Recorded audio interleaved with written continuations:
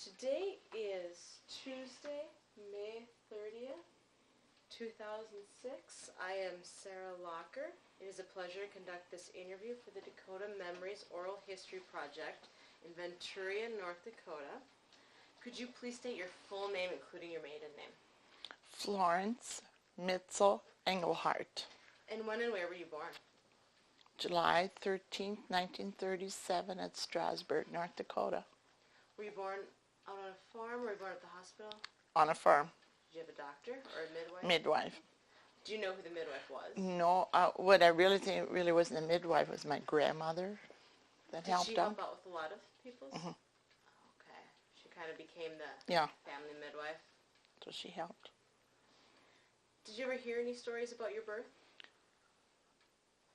No, not really about mine. I know more about my sister next to me because she was born premature and she was so little that my mom said they put her in a shoebox and set her in the oven in a stove that was heated by coal, and they put her in the shoebox and set her right in the oven to keep her warm. That's how they saved her.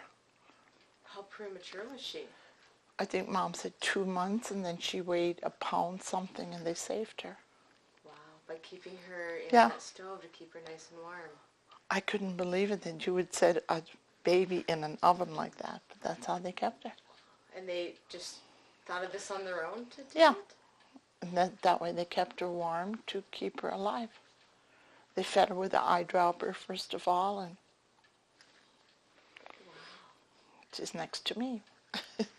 Her and I catch up in birthdays. She is my age for 13 days. We're the same age, her and I. Because she was born so close. Mm-hmm. Wow. That's really neat. It's really interesting. I've never heard of Whenever my mom said that, and then I thought, gee, would that be hard to know that you have to try to keep this baby alive that way by putting her in the oven, you know. Did your mom ever share what she thought of that? What it was going through? Oh, she worried a lot. She said there were a lot of sleepless nights because she didn't think they'd pull her through because she was so little and to do it that way. But Grandma said that's what they had to try to keep her alive.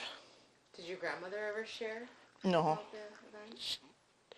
Well, I don't know. We didn't get to see my grandma that often. My Mitzel grandma, that's who it was, my dad's mother. And when she did come, I don't know, she always had so many other things. She liked to cook, and she did spend time with us, and I was always her favorite one. She did. So she really never, in those days, they didn't really talk about the birth of a child, you know. Like nowadays, the children know all of that, you know, and all along the pregnancy and stuff, you know, the parents talk about it. In those days, that was hush-hush. So we never did get to know anything. That's interesting. What is your earliest memory?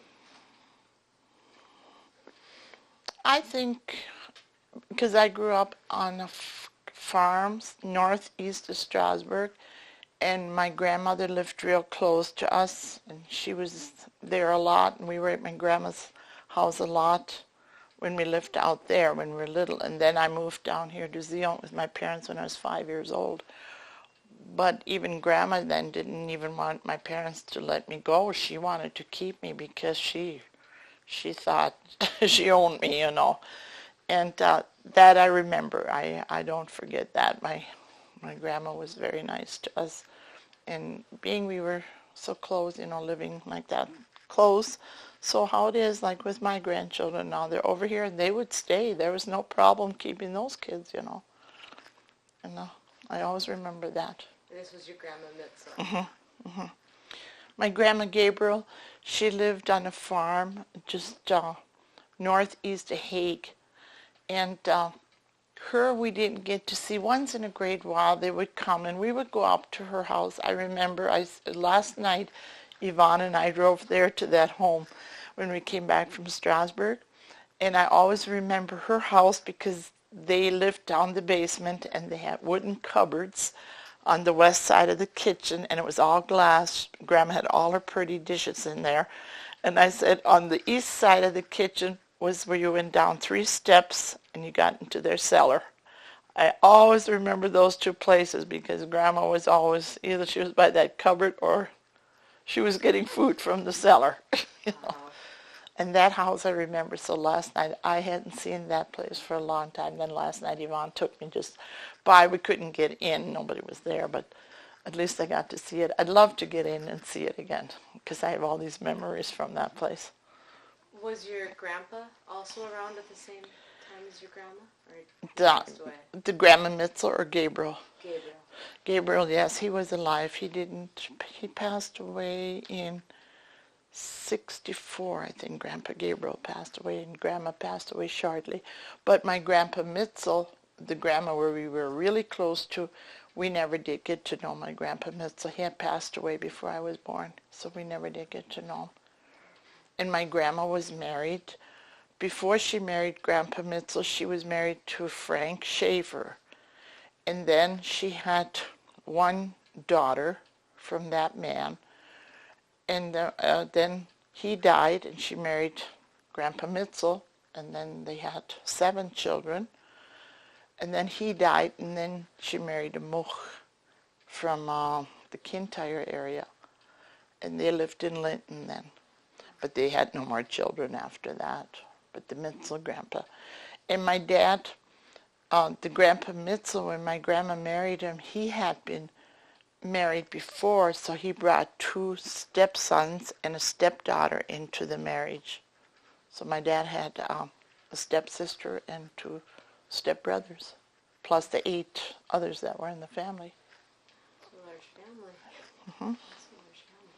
Did your grandma Mitzel, is she the one that came over from Russia? Mm-hmm. Mm-hmm. Mm-hmm. Did she ever tell you any stories about what Russia was like, about coming over? She really didn't. All she always said how hard it was, how hard the living was, and how when they came over here, how they lived under these header boxes, you know, that they'd set upside down and stuff. And us kids thought, how in the world could they live that way in the wintertime? How that they didn't freeze? But she would always tell us that, and how poorly they lived, you know. They had nothing fancy, you know, as far as with clothes or anything. She'd always tell us kids that. She always said, safe, safe, safe, because someday you might have to live like I did, she said. She always stressed that about clothes or anything. She wanted us to save. And food, she couldn't see any food wasted or anything, you know. And I can see, because she knew what it was like coming through that, you know. So she'd always stress that to us, and we used to think, oh, Grandma, you know, get off of our neck. She did. Do you have any other memories of your grandma Mitzel? Any fond memories? Well, when she'd come to visit at our house, and my mother used to be sick a lot when she was younger, and then Grandma would come to help out, and then when it would be laundry day and, you know, have to hang out the laundry brought in, she says, if we don't iron anything else but Dad's clothes, his shirts, even his undershorts, they have to be ironed because he's the father of the house, she said. If nobody else's clothes get ironed, but Dad's had to get ironed. She made sure she didn't, if we didn't do anything else, but Dad's, even his undershorts, socks, everything, that had to be ironed. Oh. Yeah. She stressed that so much, and then sometimes I thought, is it just because it's her son? But no, she thought the father of the house, you know, should be treated that way. And we girls just knew you had to do that, you know, and like to hang out the clothes. She showed us in the beginning, you know, we didn't really know how to go about that. Then she'd take us out, and we thought this was fun, you know, to put them up and put the clothespins in and stuff. We really thought this was the deal. And Grandma, those are the things we learned from our grandma, you know. We learned a lot of the household chores Yeah. from her. And cooking and stuff. Because my mom was sick, couldn't do it, and she helped out, you know. And when my grandma did die back in 64, Grandma Mitzel died, and being like I said, she always favored me, and some didn't like it, but I guess because we grew up so close to her place. And she was dying in Aberdeen, and I was in church at Zeeland when they came and called me. She wanted to see me yet, and my uncle came, and they got me, and we went down to Aberdeen, and after she had seen me, she passed away. You know, We were really close. she was that was her one request, to come, So to now, call me. so now she did level up. You did move away from her when you were 5. Yeah, because when I was 5 years old, then we moved down to a farm just 5.5 miles east of Zion and a half a mile south. But you still But saw she her still, a lot? yeah, and she always, and then when Grandma moved into Linton, we'd get to go up there, Grandma Mitzel, when she moved into Linton, and we liked her house, and we always remembered she planted a lot of flowers, and we could pick flowers and stuff. That was always so much fun going to her house. And still last summer we went back there just to see the place, We wanted to see the place, and even though Grandma's gone so many years and there's other people living in it and remodeled it, but it was Grandma's place that we got to see, so.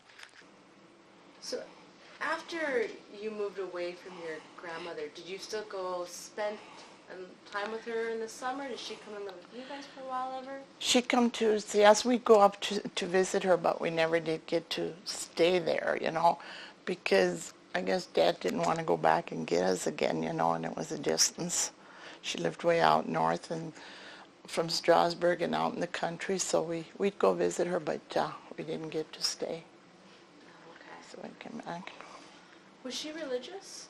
Very religious, my Grandma Mitzel was, yes.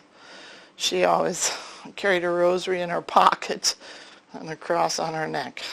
So she was and she stressed going to church. Oh, yes. She stressed that very much. Did she pray with you guys at all? But in German. Always And we German? did have to learn our prayers in German. My mom then did that too. We had to learn them in German. They meant nothing to us. And later on we had to learn them in English. Then we got punished because it was hard for us to learn. We knelt many times. That my mom made us kneel because we didn't learn our prayers in English, from German to English, and then we got punished for it. Oh, even your mom helped. Yeah. Your mom enforced it. But and now I wouldn't know any prayers anymore in German. I don't. I like to hear them in those days, but so why did they make us go through that, then go back and, have to get punished? Oh, we used to think that was terrible, that we got punished to have to learn them in English then, But that was the way. That's what it was. Yes. Can you tell me a little more about your grandma and grandpa Gabriel and what they were like? Grandma and Grandpa Gabriel, they were very a neat couple, but they weren't as close to us as Grandma Mitzel was. And they did come a lot to visit us, and when they'd come, I remember Grandma always had a brown paper sack, and they'd have oranges in there and candy, and some cookies, and the minute they got off the car, of course, we were all beside the car already because we knew Grandma had something for us, And they would come and stay like for a day or so, that they'd stay there to visit us, or if Mom and Dad had to go someplace, and they would come for a day, But otherwise, we weren't as close to them as I was to Grandma Mitzel. And that was, the reason was because we lived closer to Grandma Mitzel my first 5 years, And Grandma Gabriel, we didn't. But they were very neat people, Can you explain? Tell me a Well, story. like at her home, well, like I said, the home she had out in the farm, and then when she moved to town, like we talk about it now when we get together, she had in her basement, they had one room that they fixed that was like a cistern where they had water in, and they pumped it out of there. And Grandma would always be so afraid we're going to fall in there because we had to stand up on a chair and look in and see that water in there, big deal. And Grandma would say, in German, she'd say, "Jag faller nein och försaufen." She said, that we're going to fall in and drown, And she always worried about that. And we did have a lot of fun at her place too, but there we played more outside, because she had more things for us out to play outside. And then we didn't spend as much time in, but we do remember her house just as when we get together, we talk about it, just every corner, You don't forget those things. Mm-hmm. And she was the one with the oranges and the cookies and the candy. You said she had things for you guys to play with outside? What sort of things? Well, I remember she'd give us like dishes, cracked dishes that she had and stuff, and then we'd sit and she had a dirt pile, and we would take those dishes, fill them with ground, put them down, then it made a round hill, and then you try to put another one on top. We entertained ourselves a lot just with, like I said, mud pies and playing in the dirt, because we really didn't have toys. Once I got bigger, us kids, we had dolls, but my mother recycled our dolls every year. That's what we had. We never, there weren't new dolls every year, so we spend a lot of time making mud pies and playing in the ground. That was our play. Or out by the chickens. Oh, we had more fun in the chicken fence. My mom and dad had a fence around their chicken coop, and oh goodness sake, did we have a ball in and over and chasing the chickens out, and Mom would come after us, and that was our fun. Playing with the chickens? Yeah.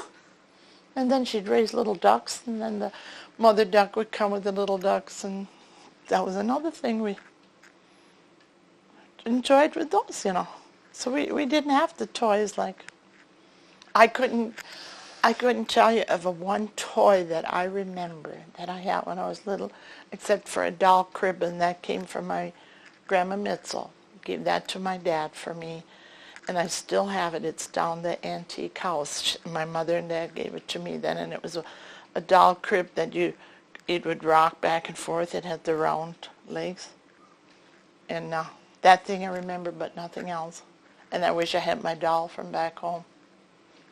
That doll got someplace, but I wish I had it. I think we all four of us girls, I think, wish we had our doll from home, but they must have got thrown out. But otherwise, other toys, I do not remember anything. It was more so playing with the animals. Did you play with any of the other animals besides the little ducks and the chickens? Oh, the calves. We were outdoor. My sister was here the other night, and we remembered how the little pigs, when they were little, how we thought they were so cute, the little pigs and the big pig. We would be afraid of the mother pig, but with the little pigs we had more fun, So we really grew up different, I guess, with all this. But that was our way. Did your grandma and grandpa Gabriel share any stories about coming over from Russia? What it was like? Grandma and Grandpa Gabriel didn't. They were very more quiet people.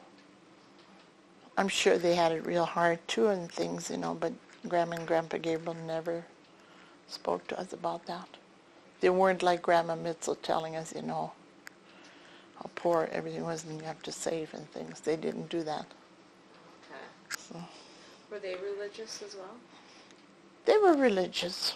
Like once they were in town, I know they would not miss Mass. They were at Mass every morning, they'd go to Mass and stuff. So, and in their house, you could see all the holy pictures hanging up. We remember that, and the rosaries laying around, and Grandma would have a rosary in her pocket too. And so they were very religious, The religion meant a lot to them.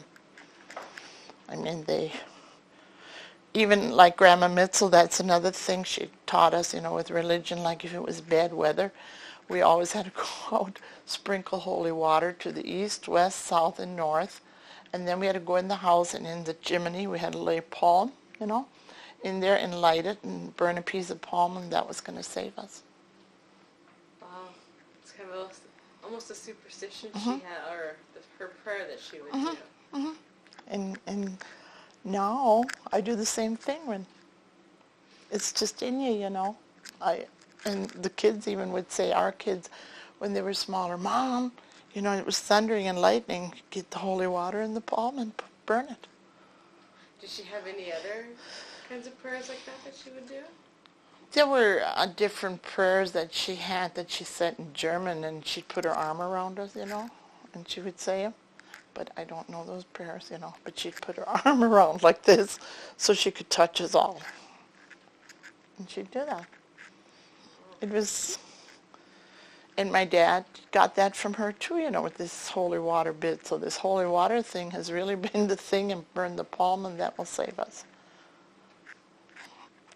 She didn't share where she learned it No. from, did she?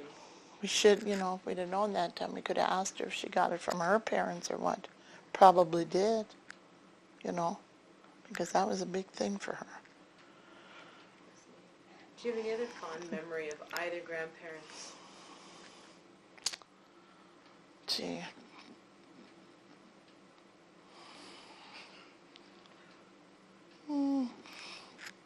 Not that I know of. I know they'd show us, both grandmas had some older dresses that they brought over, when they came, and they were little dresses, and they had them at their house. They'd show them to us, but at that time it really didn't mean anything to us. I can still see them, when they showed them, which were so different than our clothes were, but otherwise I don't remember anything of it. Well, did you ever get to meet your aunts and uncles? Would they come visit a lot? Oh yeah, we're close to all. In fact, we got one aunt, she's still living, and she's 85, and we took her as our sister on my mom's side, that aunt. She lives in Bismarck now. She just moved up there. Just the other day we were at the cemetery and she saw us and she came just running. And we always did take her like a sister, and she'd take care of us a lot when my mom was sick. And she said when she'd scrub the floor, she'd put the chairs down and she'd sit us all on a chair, and we'd all stay sitting there swinging our legs, she said, till she was done scrubbing the floor. Then she'd give us something to eat. And she said we always listened to her, she said, and did that. So we she was our favorite aunt because we were close to her and she took care of us a lot. And now we take her that way too. We think we should do things for her now because she's elderly now and has had a lot of problems, but she's our favorite. We like them all. I mean, we were close to all of them, and the same with the uncles.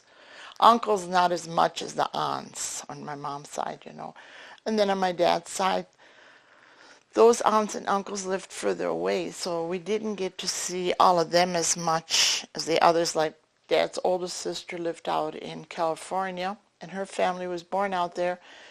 And then when she did come back to North Dakota, she died quite soon after she came back, so we really don't hardly know anything about her. And the same with two of my dad's brothers, they were out there too. They did get buried back here in South Dakota in Aberdeen. We were to their funerals, but we don't know their families. We would wish now we would know where their children are at so we could get in contact with them, but we have no idea, But as far as visiting back and forth, yes, we did. How often would your aunts and uncles visit on your mom's side? Oh, like my Aunt Katie and them. I would say, like within the month, they'd come 2 or 3 times, to visit us. And how often would you see aunts and uncles on your dad's side? Well, like those, we didn't see that often, but once a month, at least, that we'd see them. And like some of the cousins, we would get to see too on that side, but the ones that were further away, we just lost track of them. I wish we could all get together, the ones that are still living now, that we could have a reunion and have everybody together. It'd be fun. Do you remember playing with cousins? Really not. I really don't. Like Uncle Dan's, when they would come, that was on my mom's side, when they'd come, well, they had boys.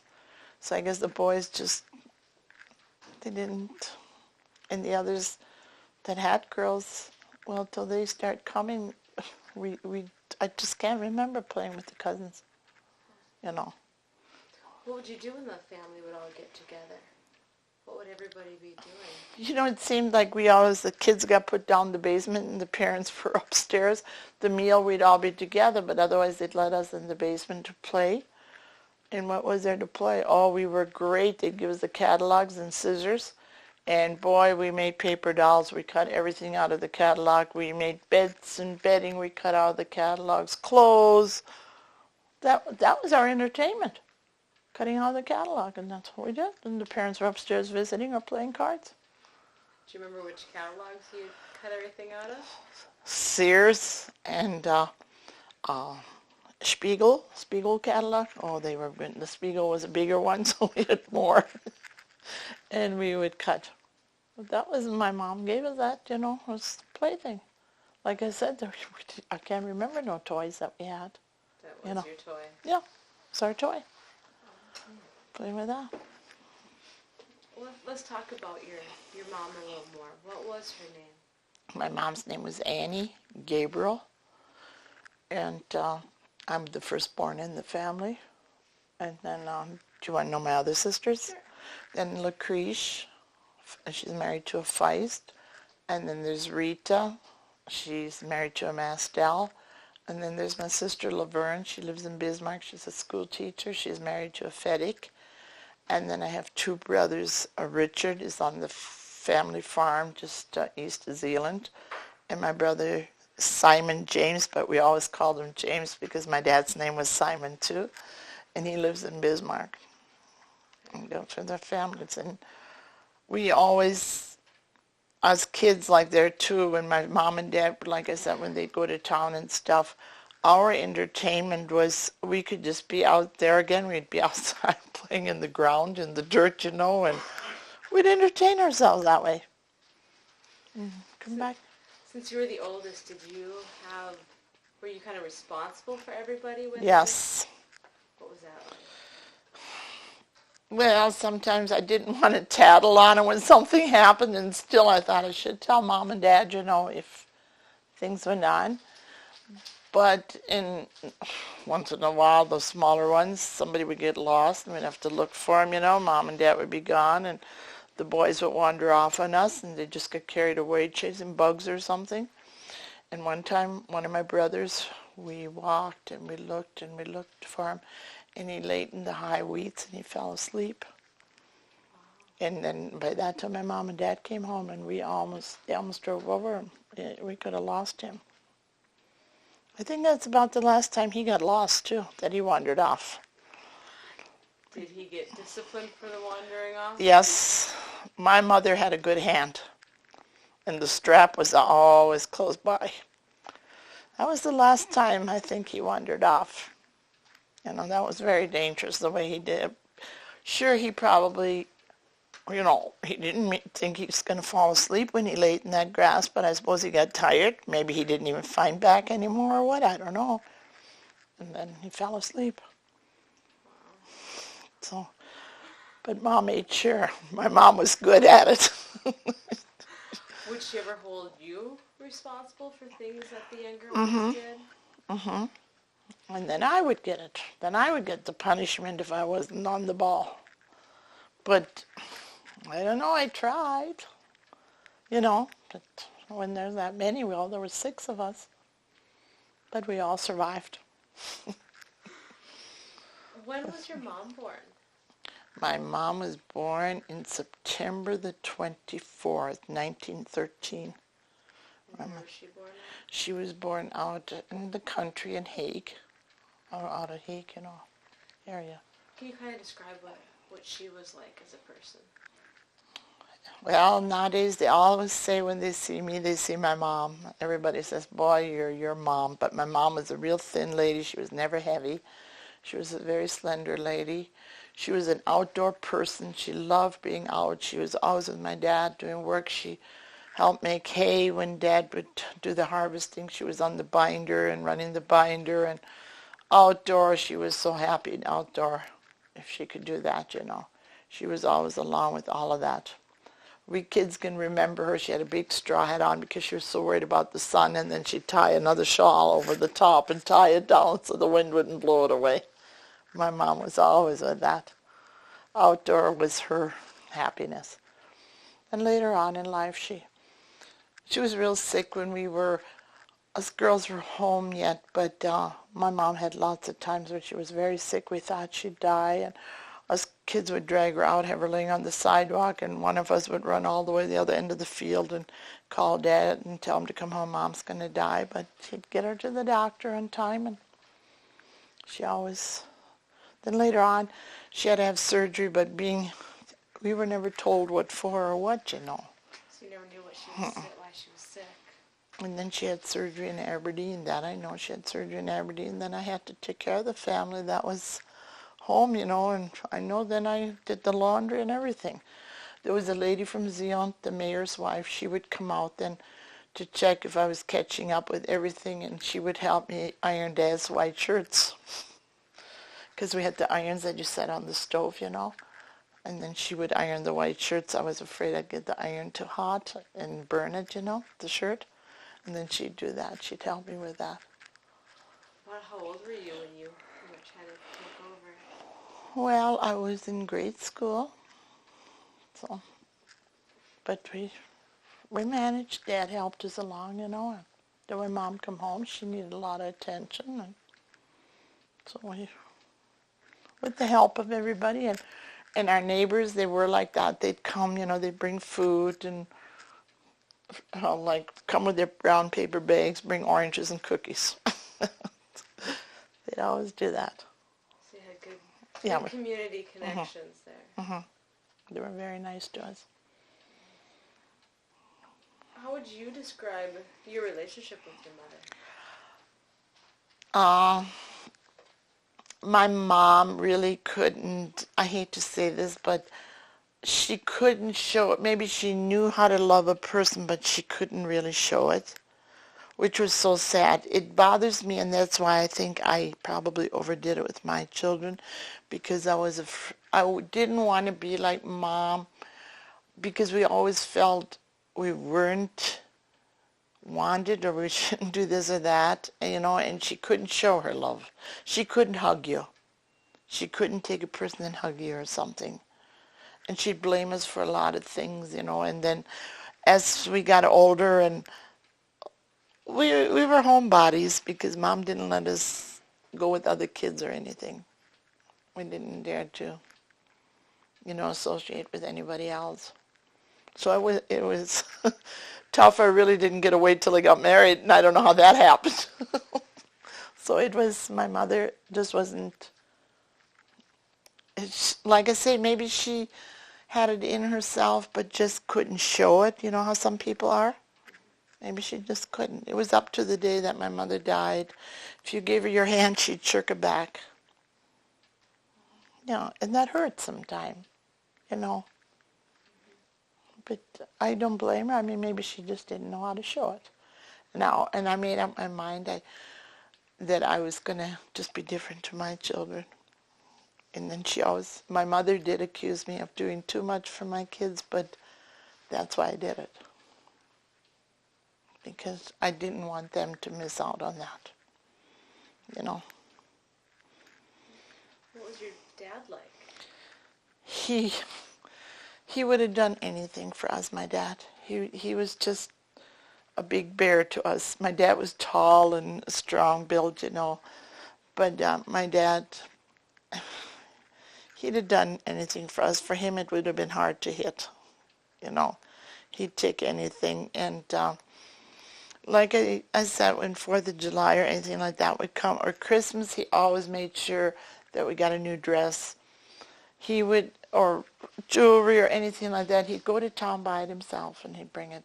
He always wanted to treat us, because us girls worked close with my dad. We were my dad's helpers, And he just, he knew how to show his love, which Mom was afraid to show. I hate to say it, but that's how it was, But Dad, he would have done anything for us. He cried with us or played with us, Like he found it so much fun when we'd go out help him, and then come 4 o'clock, then he'd pull up in front of the house, and then we'd like to sit outside. If we got a peanut butter sandwich or something, he'd sit with us in the shade and under a trailer or something, and we'd eat our peanut butter sandwiches. Or for fun, he'd go and cut onions into a piece of bread, homemade bread, and he'd show us how he can eat an onion sandwich. Yeah. And we'd sit out there, and it was fun. He was with us, and he enjoyed that, which Mother couldn't do, but he did. Do you have any other fond memories of your father, or favorite one? Oh, we had lots of them with Dad, because like I say, we picked rocks with him. When he'd bind her, we'd go out shock. With the milking, we helped with him, along and everything. And all of that, I know he appreciated it. He even taught us how to hook up the horses. We harnessed the horses and we hooked them up to a trailer and we'd go. There were many times we just about got run over, but we were there and Dad always was there for our safety. He made sure he was there, that we weren't going to get hurt, He went through a lot, just to keep us safe and happy. Did you have to cope with any of the hard times of the farming of the 30s and 80s? Oh, yeah.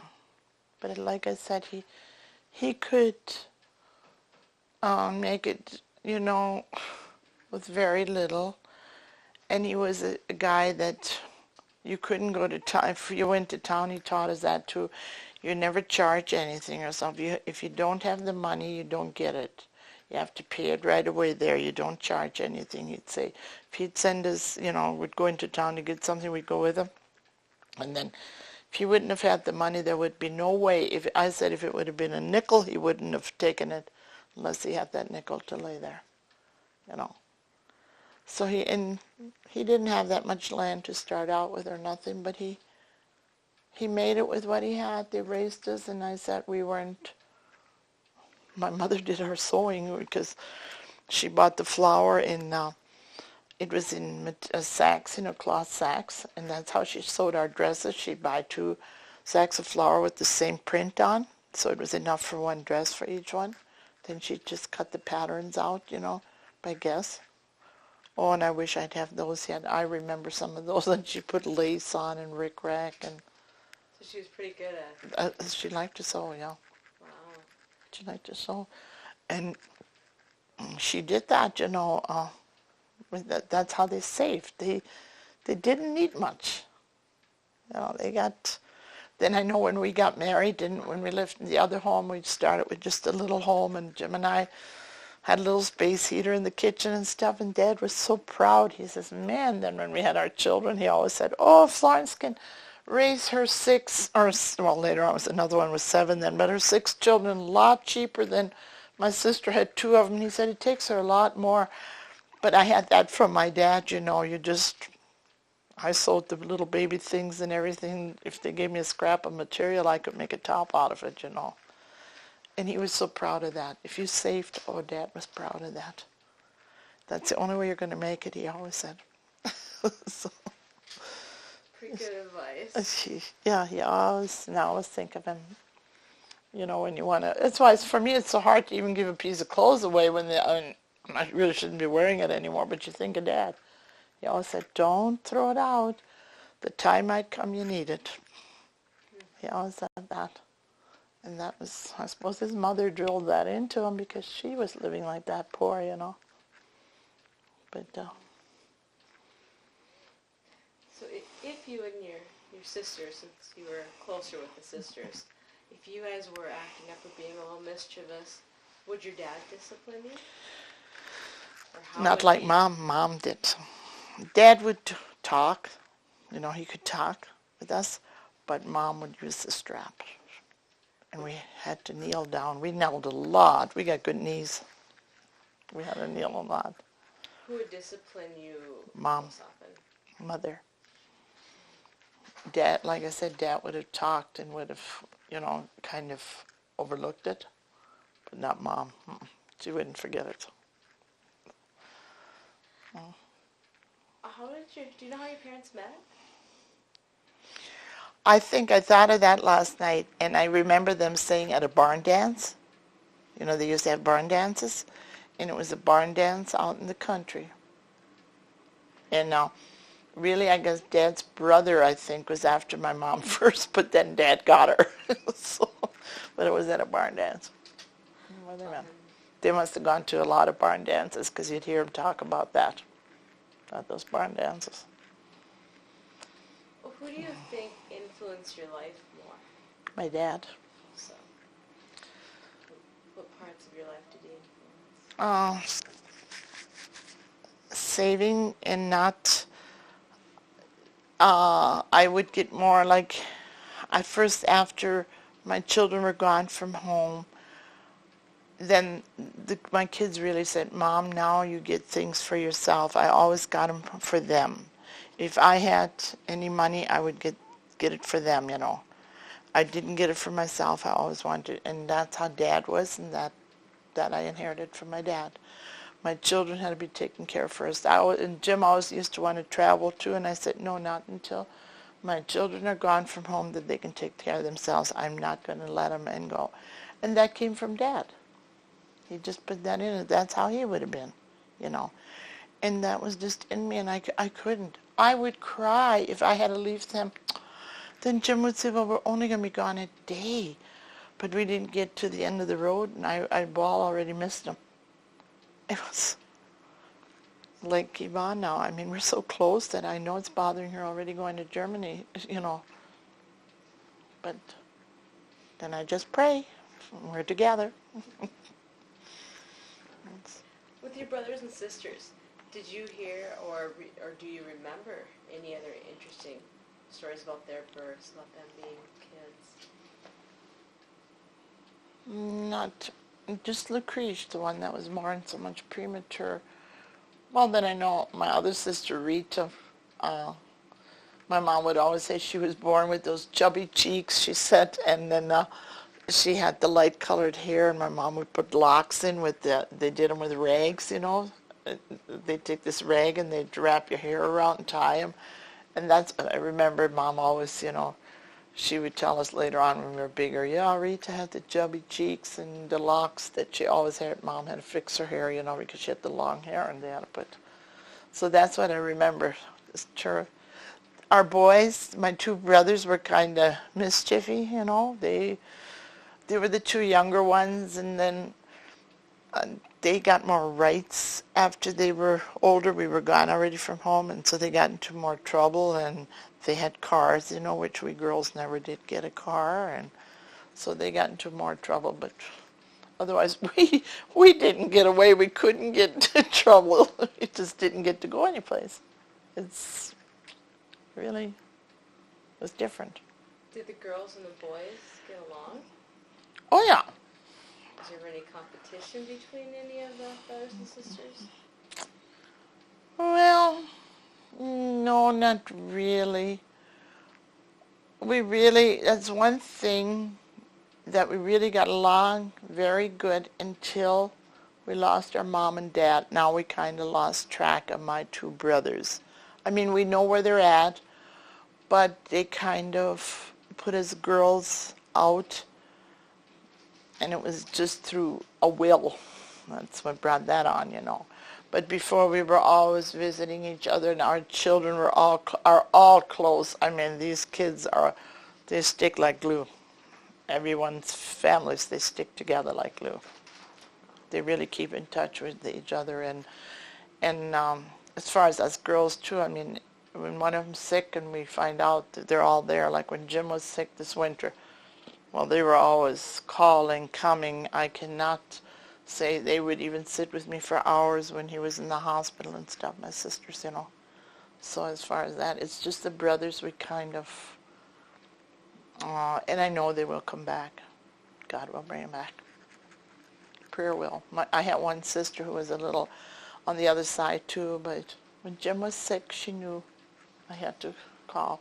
And being I'm the oldest one in the family, I had to do the patching for everybody and stuff, or when they have problems. You just go to Florence's house and she'll talk you through them, and that's... So I said, what are they going to do now if they can't call me, and who's going to do their patching when the jeans are torn, you know? So I know we're going to get together again. So you really were a second mom to your brothers and sisters. They would come to you. At last I even did, like, my mother, her sewing and her patching too, and whenever she saw something I had made, she had to have it too. So Mom was coming back to me too. I mean, that I did the sewing for her and stuff. So even my neighbors say, well, what would your sisters and brothers do if they didn't have you to do their patching and when they have any problems? I said, yeah, that's why I know they'll come back. You know? Yeah. Now, as kids, What type of mischief would you and the girls get into? Well, we really never got into any bad trouble, because, I don't know, we kind of looked out for each other. We'd climb up on buildings and stuff and get scolded, on the shed or something, or in a haystack. But otherwise, I'd have to say we were really never in serious trouble. So your mischief was just little things? Yeah. And what about the boys? Well, like I said, once they got cars, their foot would be too heavy, and they'd always get scolded for that, I remember, and they'd probably have little fender benders, and then they'd get it for that, which us girls were out of that. When you were growing up, was there a brother or sister you were closest to? And, when we grew up, we were like glue. We stuck together, I think. All We four did. of you? Yeah, the boys too then. We were always together. Like when we played or anything, we were together. The girls really, as for girls, we were just Saturday afternoons, that would be the time then we'd do each other's hair and help each other out, or with clothes exchange, and so we never did get into each other, Then we. Since you were the oldest, what was it like for your brothers and sisters when you left home, and what was it like for you leaving home? It was different. It was so hard. I cried a number of times. I missed them so much. I thought I had to get home again. I just missed them. I'd go to bed at night, and I would just see them all, and I'd think of them, and I just thought I had to get back to them. It was hard. Do you know if they felt the same way? Uh-huh. How often? And then my dad did too. That was one thing at my wedding, and that 2 days after when we came to pick up some clothes, my dad cried, so I can see him standing there yet. He cried so and held on to me. He cried. And I can just see him. I won't forget that. Because it was so hard. There was the firstborn, and she was leaving, It was hard. We went home a lot. Because I had to go see Mom and Dad. When you say a lot, was it weekly? Oh, yes. Maybe every other day. How far away from them did you live? We don't live that far. Probably 8 miles that we lived from them, so we went. And then after my folks lived in town too, later years after our children were born, we went a lot to see my folks, and my mom and dad would come out a lot, Dad would sometimes just come and have to talk. He would just come to even talk to Jim. They'd sit out in the car and visit. So we kept that contact. And I think every family should do that. Because once you start, So your parents were still happy you were getting married. They just didn't want you to go. It was just hard for them, yep. It was hard for them. And Dad just thought it was the end of the world. He just couldn't accept that right away, And then later on, he was to the point where he thought whenever he did something, he had to come and talk to Jim then for advice how to do this and that. Yeah, then he'd come to Jim and ask him. Sometimes it'd be Saturday evenings, we'd look out the window. Oh, my goodness, here's Dad. All by himself without Mom. Yeah, talk. Yeah. But that's... Well, that's good, though. Yeah.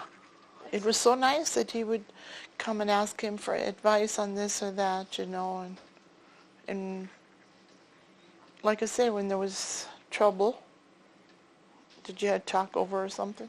But even with my brothers, when they would be naughty, he would come and talk to him. Yeah. So he felt important. So that's all. Did you and your brothers and sisters ever have any superstitions or scary stories you tell each other? Yes, the boys would like to scare us, And I was so terribly afraid of thunder and lightning. Oh, they would pull anything on me when there was thunder and lightning, lock me out of the house or do that in the daytime, And just for the fun, they'd do it, see how much I'd cry or something to let me in. It's lightning and thundering. Oh, yes, because they knew. And I was so scared of the rooster in the chicken fence. And my sister, one next to me, Lucretia, she would just not let me come out of that fence, and she'll never forget one day she kept me in there, and this rooster was chasing me after me, and I crawled up to get out of the fence, and I wet my pants. And she still mentions that nowadays. And I said, I don't think it's funny. I can still see it where I was hanging by the fence, and I had to go bathroom so bad, but I couldn't help it. She thought it was funny, to pull things like that on me. And to tell scary stories, because when Mom and Dad would be away, and we had a 2-story house, and then we all slept way upstairs, and then the boys would they thought they'd hear something, just to scare us girls. There's somebody in the yard, they'd tell us. They heard him drive. And then we'd lay there, pull the blanket over ourselves, and listen. And they had us so convinced that really there was somebody in the yard driving around, Oh, they would just do that too. And we know. Later on, we found out it was just to really get us scared. Then we couldn't wait till Mom and Dad came home. That's when you got a bunch of kids together. Mm-hmm. So we were discussing, did you ever get back at any of your brothers and sisters? No, I didn't. That's one thing, I don't know, I'm bad at that. And like some of my neighbors have been wanting to train me, how to do this. And I don't know, I don't like to get back at people. It's tough. It's hard for me to say no to people or things like that. I just can't. So I just put up with it. Went on living. Are there any other games that you would play outside with your brothers and sisters? Aside from with the farm animals, would you play softball or anything like that? Andy over, and that we play over our clothesline. We'd see each other, the 2 wires, and we'd play it back and forth over the clothesline. So then how would you play it? Because usually it's played with a building in the middle. I know. So how did you play it then? Then they'd have to run, there's the clothesline post, and then you'd have to come around the post. You couldn't go through the bottom of the wire. You'd have to run around the post, and that's how we played it. And try to get them. Yeah, and get them. And where did you learn that game? Well, I guess Dad must have showed us how to do that. That was an entertainment for us. Because like I say, otherwise we just had the animals and chickens and dirt. We were good mud pie makers. Oh, we were good at that. We made mud pies, and neighbor girls would come over, and we'd make mud pies, and Mom and Dad would go to the neighbors, and we'd get to go along to the neighbors, and we were there again with mud pies. She never had to dress us clean because we were just in mud. And dandelions. And camellia, you know what that is? Mm-hmm. It's a little flower, Mm-hmm. You can make camellia tea. We'd use that and put it on top of the mud pies to decorate them. We used a lot of those. So the mud pies, the reason you made them was to decorate them. Mm-hmm. Mm-hmm. Then we'd work with this water and a stick and old dishes or something that Mom gave us, and then we'd put them in these pans, and then we'd set it out to dry, and we'd have these flowers on to decorate them. And my kids, after I told them how you go about that when they were little, then they started doing it. And if Jim and I would have birthday or something, all of a sudden you'd see them out on the deck, on the table here, and then they'd knock on the window and run off, and that was your birthday cake out there. And they got so much fun out of that. Another thing you pass on down. Yeah. Did you guys just start making the mud pies, trying them out, or did your parents show you how to do it? I think we just started it out with water and dirt. We knew, that this was something we could do. And then we'd set it out, and sometimes Dad's machinery would be set in someplace. We'd set it any place we could set it up on, the little pans so they'd dry, and then we'd go there and try them, and they were dry, and then we'd get it out of there. And that's how we entertained ourselves all day long. How about in the winter? What would you do to play? There again, we'd be sitting cutting out of the catalog. Catalog was very handy for us too. And we just sat and cut, and Used them for paper dolls. Those were our paper dolls. We never had no paper dolls, you know. And then our dolls that Mom and Dad gave us for Christmas. But that was the same doll every Christmas. But we didn't even have no blankets for those dolls or anything. I suppose dish towels, hand towels, anything we used it, to play. What would you do if it was really cold outside?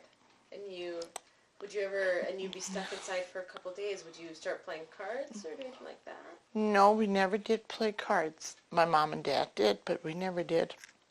And I know that would be stormy, many days in a row it would storm. But we just had to, entertain. I even remember Dad sitting with the radio on going. I suppose then we listened to the radio. We didn't have no TV when we were little. So we just... What you listened to? Dad had Amos and Andy. I remember that when he'd have it on. And there was some music, some singing. He'd get on there. He was a great guy to listen to radio, So I remember that. But, I mean, we didn't dare, I suppose, say that we were bored or anything like nowadays. We were satisfied. You never felt bored? No. Did you ever go hunting or fishing or anything like that with your dad? My dad was no fisher and no hunter. Never. I can never even remember him talking about it. He never did. Did you guys ever sing or learn any songs?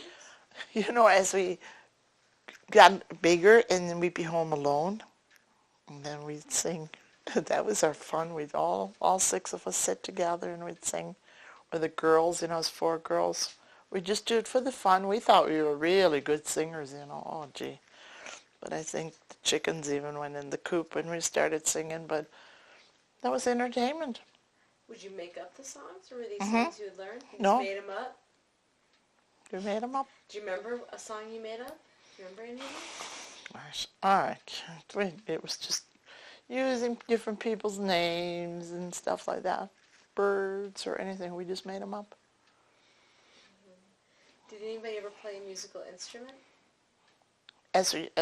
Not at home, but when we went to school, yeah. I played the clarinet when I was in high school band. I played clarinet, and then some of my sisters played trumpet. And I played the saxophone for a while too, and I wish I'd have kept it up because saxophone and clarinet was my favorite. I wish now I would have kept up because then when our kids got big, they were all in band, and they knew how to play the organ and stuff. And some of our girls played in church, and Sunday mornings, that's what I missed when our girls left then, because every Sunday morning before we went to church, you'd hear them sing and be on there, and that was so empty when they left. You just thought you'd hear those church songs coming out of that room, and they weren't there. But that we got to be as in band when we were home, we got to be in there. Okay. So I'm glad I had that opportunity. Do you have any favorite sayings that your dad would say, or your grandparents, or your mother? No, nothing really that I can think of now.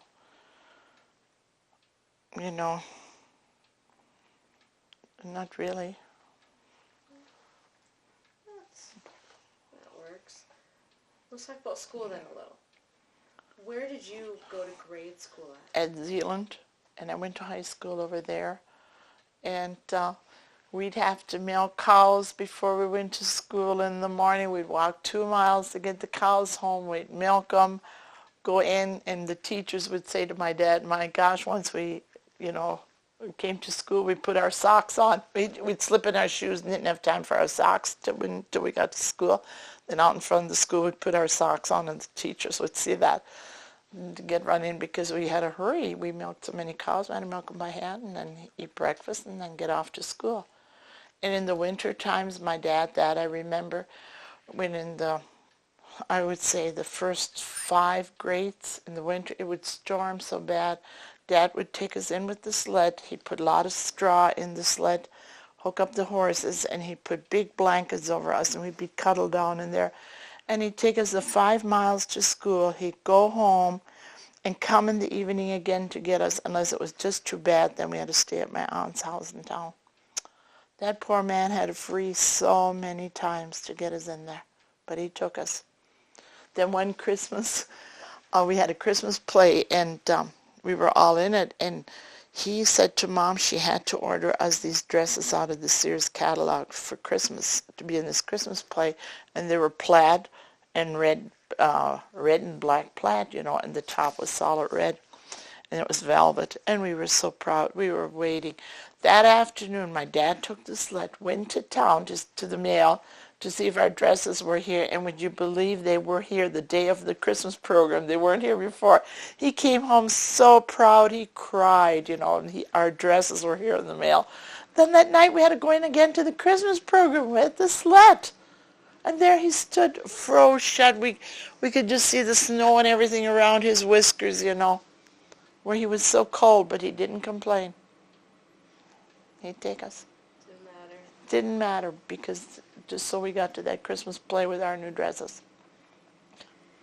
Did you do Christmas plays every year in grade school, or just this year? Not every year, But did you enjoy being in the play? Yes. Even when I got up in high school, I was in plays. One year even, we had the same play in Zeeland as Eureka High School was running. And their person that played that part, the same part I played in Zeeland, got sick, and I had to go down there and step in and take that part. They could give me as many parts as they want. The more I had to learn, the better I felt. Because we had nothing else to entertain us, so this was, An activity to do. Yeah. And then I told them in the evening when we were done with our work, I'd just sit and read it over and over and study it. And I liked to be in plays. It just was, for me, it was something to do, What was your most favorite play to be in? I wish I could remember the name of that one now that we were. Do you remember what it was about? It was a comical one that we were in. And then the school would also put on, during the year we put on, it was called a carnival. And then we do these plays where we had to do different dances and sing different songs. Oh, the more I got to be in there, the happier I was. I liked to be in those. Some plays in the house, we have pictures yet where we're there. We had to wear these different dresses, fancy dresses and stuff that they got for us to school, And I liked to be in it. Were these plays more when you were in high school? Or were they grade school? Okay. And the carnival was when you were in high school in Zeeland? Then after, they'd call it a stage show. We'd have the stage show, then afterwards they'd have the carnival, where you had the fishing booth and bingo and things like that. But I liked to be in the shows, that we could do parts, that we had to learn parts and know it. And sometimes you had to know a lot.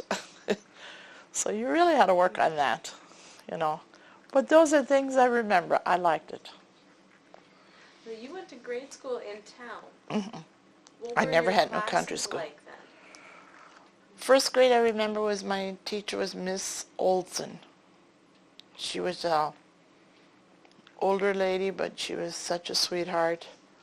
And I always did like school, And at that time, they gave you stars, blue star, red star, white star, and you kind of worked for that in those days. I wish they'd still do that to the little kids now, give them stars, I think you work more for the star meant more than the A or the B or the C, And I remember a lot of different teachers that I had, and my band teachers when I was in. I just inquired about some of my band teachers here the other day when I saw this man from Hague, and then he told me one is in Colorado and one's in California, and one was Mr. Fisher and one was Mr. Herman, and I liked the band was another thing I liked. I loved to play those instruments, and I wish I'd have kept it up. So I was so glad when our kids all joined band and they all did good in them. Our oldest daughter, she got to play with a band out of Minnesota when she was in college at Moorhead. she joined them, and then we go up to here sometimes in Fargo. So they all did like music. And there's still some that are, in it. Like Vonnie can, when they call on her, she still can play her instrument too. So, but they were all the boys and the girls. They were all 7 of them were in band. And some of their band instruments now the grandkids are playing. Their children have their instruments and are playing, which Grandpa thought was such a good deal. They were handed down. So with school, it would have just been first graders in the class. You wouldn't have had it with other kids at all. First, second, third, at that time, there were enough kids, I suppose. Now, there's less and less children, so they have to combine them. But at that time, we didn't. How many kids were about in your classes? Oh, I had some classes where I had in the 20s, And then I had some classes where there were 12, So we had different sizes. Did you go to school only knowing how to speak German? Yeah, so I had to. It was tough at the beginning, but we hung in there. My brother, my oldest brother, he found it the toughest because he just didn't accept the other language. So he'd run away from school. He'd run back home. Many times he left school and ran home. Because he didn't want to learn English. So it was so hard for him. But finally he did, He caught on and he stayed. Because Mom told him it was getting tougher and tougher, and so he stayed. But he'd run away and he'd go home. But us girls just kind of weathered it out. I can still, someplace in storage, I still got from first grade, I remember where the spelling words were in, and it was blue construction paper on the outside, and in the inside were our spelling words. I saved them all. They're someplace yet. And I always thought that was so neat. If you'd listened, I would have never thought of pulling anything on a teacher. No. You never got in trouble in school? No.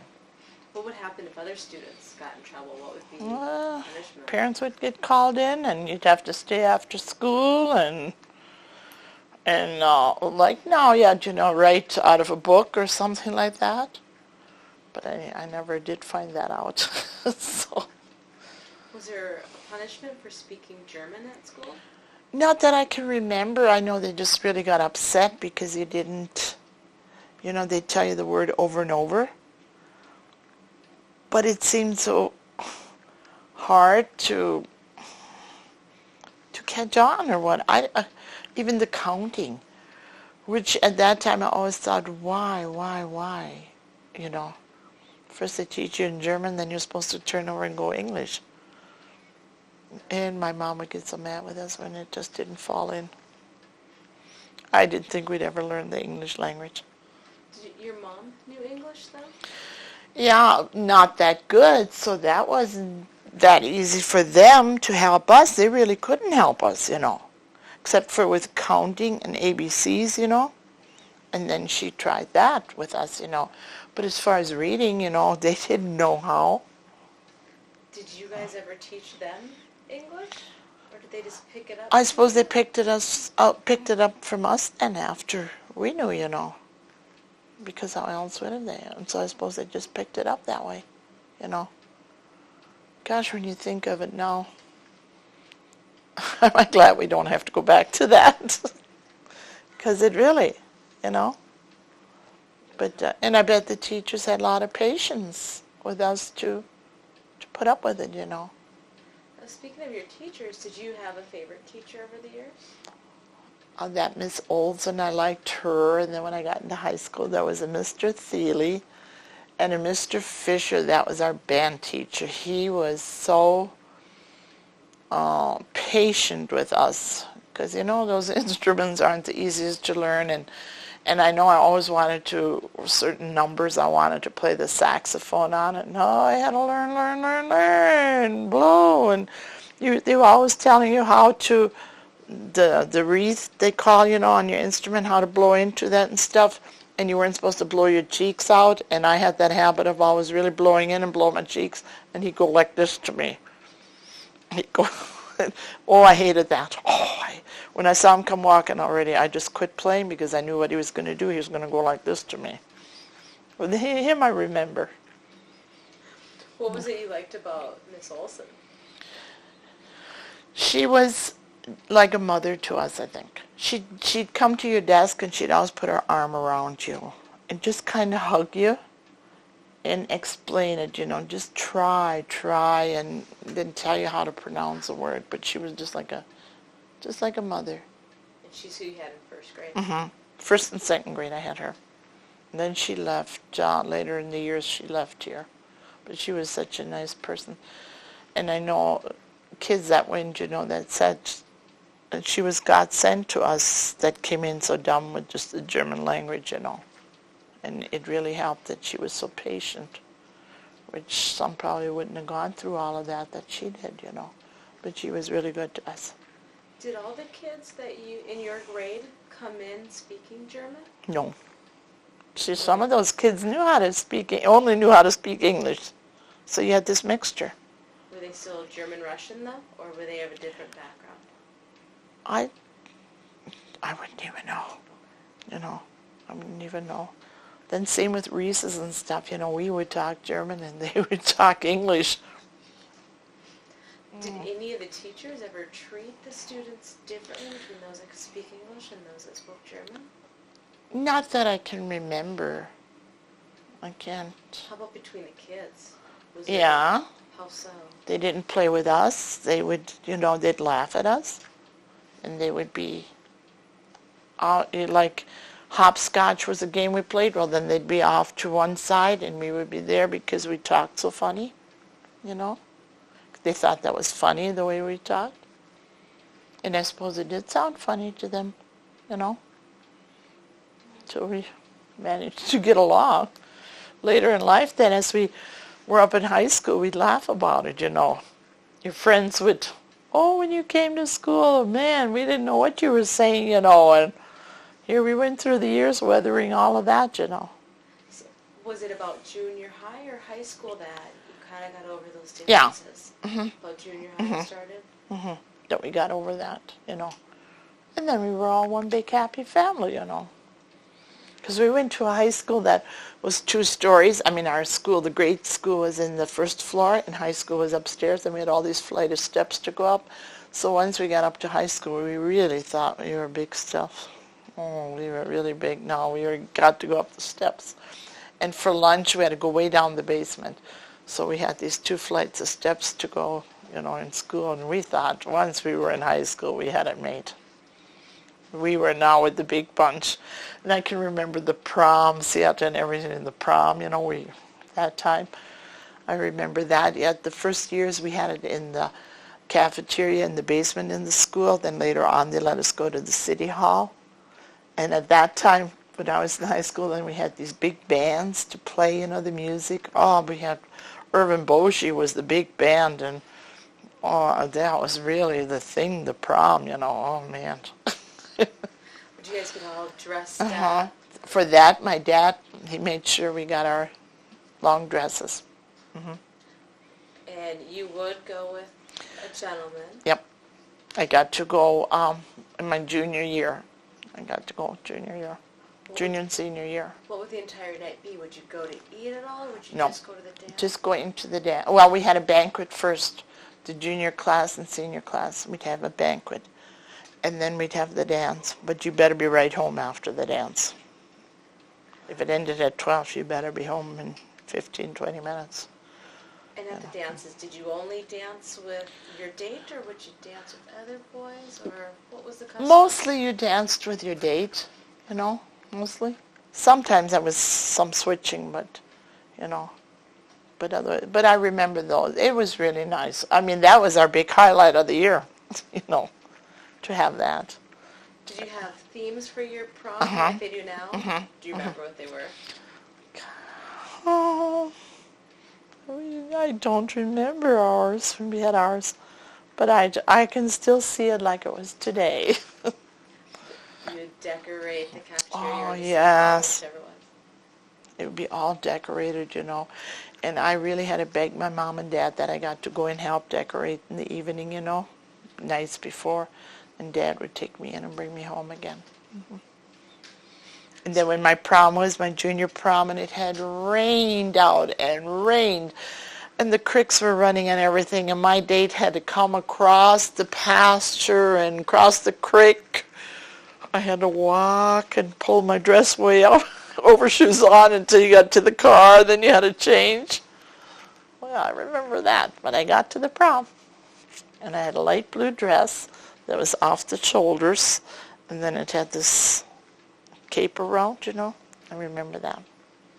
That was the junior year? Mm-hmm. What about senior year prom? Senior year, I had pink. Yeah, it was then that I had.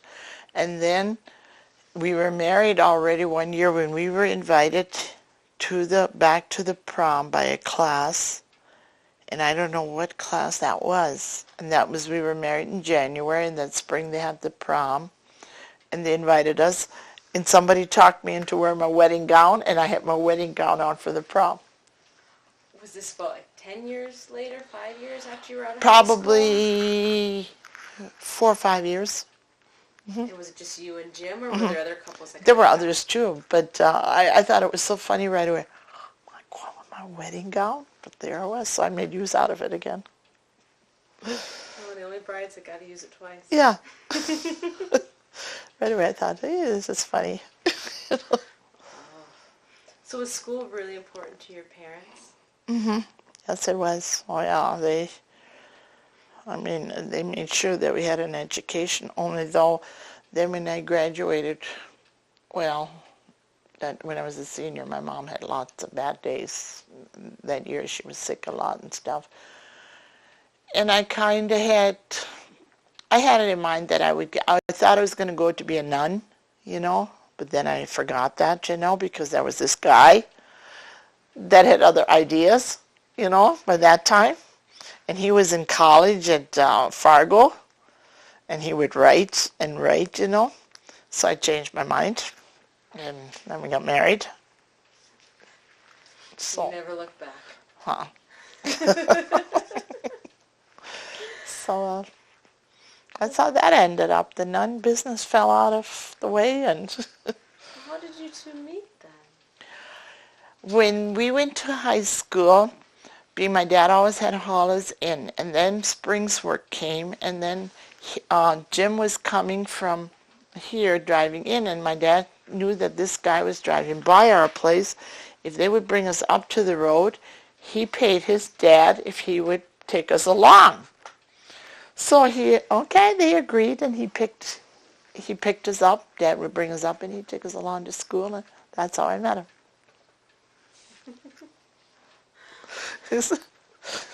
We always laugh about that. That's how we got together. In the first years, we used to drive with an Ackerman boy, Emil Ackerman's son. He would pick us up, in the springtime and take us along. And that guy has passed away now since. And then when I was in high school, I graduated up. So your dad indirectly played matchmaker. Mm-hmm. Mm-hmm.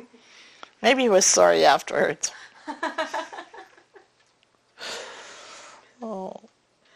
You said that your mom got sick a lot throughout your childhood growing up. Did you ever have to stay home from school? Oh, yeah. I missed school to keep the others, that were home. Not my dad. Did you miss months at a time, only a day? No, for days, and then I go back again. But I didn't find it hard to make it up. They could bring my work home. I didn't find it hard to make up. Oh, your brothers and sisters would bring it home for you to do. Mm-hmm. And then I could do it, and send it back in. And the teachers were very cooperative, So it didn't bother, that way. And it was never that I couldn't have graduated, or passed for the year, because I didn't have no problem that way. And I knew I'd make it. So. What subjects did you prefer at school? Did you like better? I didn't like spelling, and to this day, I'm sorry I didn't. but math and reading, I like to read. I like those. But spelling, I don't know, and to this day I have problems with that. I should have put my head to it, you know. You like to read. Did you ever have books at home to just sit and read? No. And no magazines. Nothing. Just read at school. Yeah. And then you could check them out at school at the library, you know, and you could bring it home, and then you'd have to bring it back again. Did you do that a lot in high school? Were you able to do that in grade school? Yep, we could do it in grade school too, the Dig and Jane storybooks and stuff, you know. I can still see them little books, you know, and you'd open them up with the little girl and the little boy. And we could bring them home and read them. Did you have any other favorite books Oh, that you remember? what was that? Now, the Dig and Jane is the one that I really remember. The others I just don't know. But I like to read as I got, you know, older. I liked reading storybooks. Only it was the time you'd have to do it when you, because then we had to help a lot. In the springtime when Dad was out doing the field work and stuff, we had to get the wheat in sacks and everything, get that out in the morning, milk those 20, 30 cows, and you walk 2 miles and get them in the first place, you know, and get them in the barn. And so we were busy, you know. We were just thankful when we could get our schoolwork done and make it, you know. So during the school year, you always had to milk the cows before. Did you have other chores in the morning? Yeah, you had to feed the calves and the chickens and everything. You had to do that. Then the evening when we came home again, we had to go do that, feed the cattle and milk the cows, and then go and help whatever Dad had doing it. We had to help that. And then get your schoolwork done, you know, before you went to bed. So that was, we had to run and work to do that, which the boys were smaller. They really didn't have to get involved like that. Us girls had to handle all of that, you know. But kept us running. Did all 4 of you girls just help with all the chores, or did you guys kind of have your own chores that you would do? Yeah, when we were done milking our cows, and some would separate, some would feed the calves, the other one would run and feed the chickens, and one would go in and start supper, or in the morning breakfast, because in the evening then we had a lot of chocolate pudding, because Mom would let us bring in some, before it was separated, the milk, the whole milk, and then we could make ourselves chocolate pudding. And every night I think us girls had chocolate pudding. We loved that, because we'd bring it in and have the milk so we could make chocolate pudding. Which of the chores was yours that you always had to do? Or did you Well, see more? I had to, the milking, and most of the time I had to go into do cooking to make the pudding, and then my mom made us make a lot of fried potatoes. We'd always have fried potatoes, and then the different meat that you had, you know, that you had to get ready till they came in. Then, like in the the summertime, then after we were done eating, then we had to go back out the field and do shocking or whatever there was out there until dark, and then we'd come home. Then you do your dishes, set, and so you 4 girls kind of did the chores, outside chores and the inside chores. like we had to help with the hay, you know, hay making and all of that. I know when my mother would be sick, she couldn't go, then I had to go up on the haystacks, and they called it setting the haystacks, you know, and Dad and my other sisters would bring it home from the field, and we'd pull it off with the tractor up on the stack, and it would get way high. And I was so scared of height, and one time my dad and my sisters went out to get another load, and it was starting to thunder and lightning. Till they came home, I was way up there. I was scared to come down with the ladder. And I was crying, and Dad said, "That's okay." He came crawling up the ladder, and he held on to me and brought me down. I was so scared of lightning and thunder, you know, and here I was way up there on that stack, and they were down south getting hay yet. But he made sure I got off safe. That's good. Oh. Do you remember having to do laundry? Oh, yes. Can you describe how you did your Well, we laundry? had the conventional washing machine, and my mother made us do it twice. So we took it out, did it once, and then changed the water, you know, and then start all over again, do it. And then she had this big wash tub. The rinse water was in there, and there she put this bluing in. I don't know if you know what bluing is. It's in a bottle. At that time, nowadays, I don't know if you can get it anymore or not. You had to put so much of that in and wish it around. Then you had to rinse all the clothes in there. That was supposed to make them nicer looking.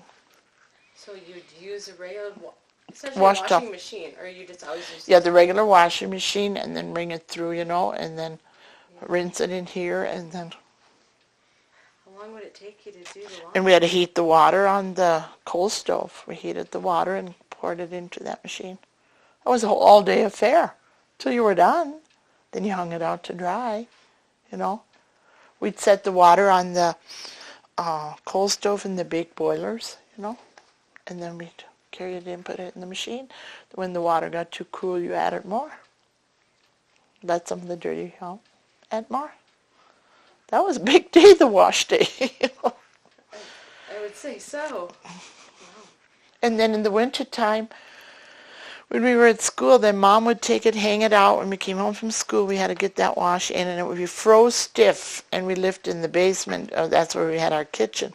And then there were all the pipes from the furnace, and then I remember that we'd have to hang it all across those pipes to dry, and that smelled so good, that frozen clothes. I tell Jim now, I says, in the wintertime, I says, oh, that would smell so good if I brought in frozen clothes. Don't try it, he says. And you bring them in, you couldn't get through the door, Dad's long johns and stuff, they would just be standing out this, like that. And you drag them in and hang them across. Do what you gotta do. Let's wash day. So what chore do you think you dislike the most? We didn't like milking too well. Okay. Well, we'd be sitting there milking. In the summertime, it was the flies, and cow's tail would be in your face, and you were a mess from end to end. You really had to go in, should have gone in taking a bath, and it wasn't taking a bath like nowadays, when you were done. And in the wintertime, we really didn't milk that many cows. We didn't have to go out that much. As in the summer, it was strictly our chores, in the milking. But we didn't go for milking too bad, but we didn't have no say. We just had to do it. What chore did you mind the least? Which one wasn't as bad? I didn't mind cooking, and I always had to do the cleaning, the scrubbing and cleaning and things like that. I didn't mind that, or in the garden, hoe the garden or bring the vegetables in and stuff.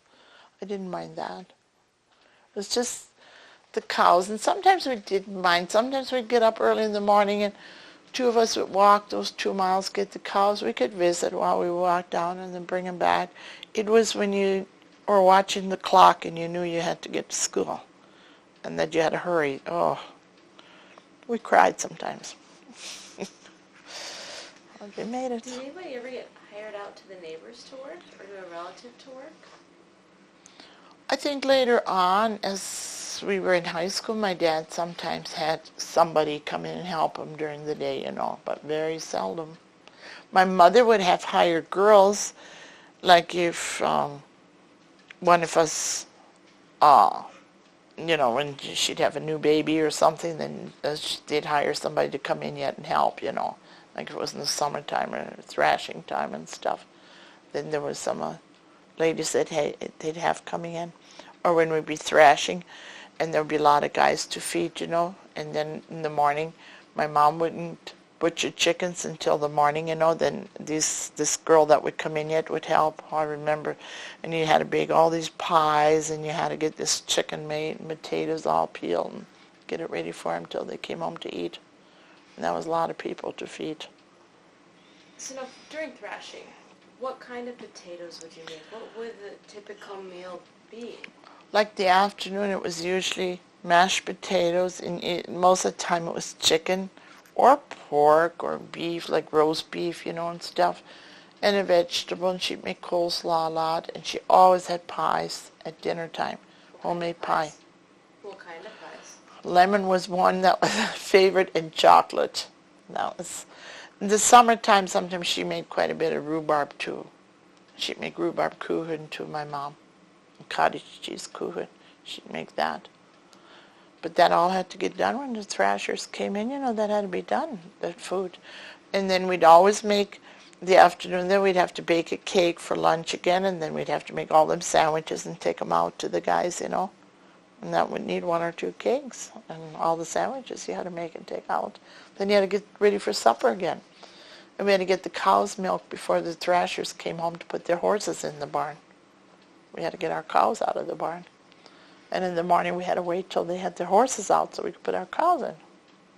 It's a busy time during Yep. thrashing. That was, but it was fun. Why?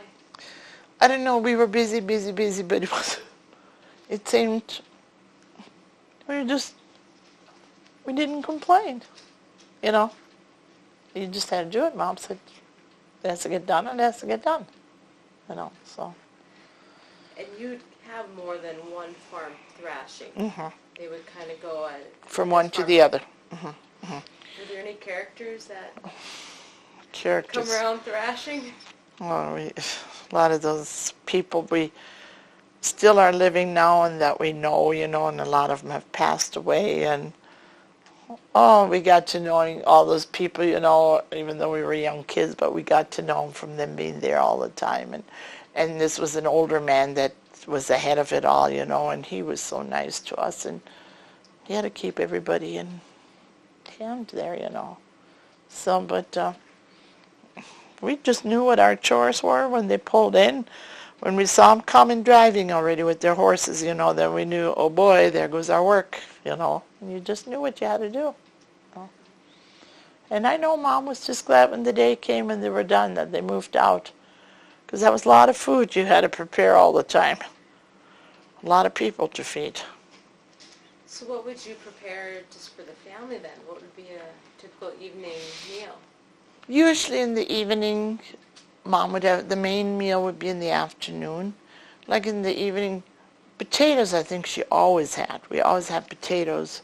And like fry sausage or something like that, you know, or cold cuts. She would serve a lot of cold cuts, like sausage ring bologna or something like that, you know. She'd have a lot of that in the evening, but in the afternoon we had the main meal, you know, meat and potatoes and gravy or whatever. Like she made our own homemade cottage cheese and stuff. She did Is that. that a favorite? Yeah, we liked that, because then we put, or when she made blichenda, and our blichenda, we ate it, we would go down the cellar, and there she'd have the cream can with the cream, and we'd get that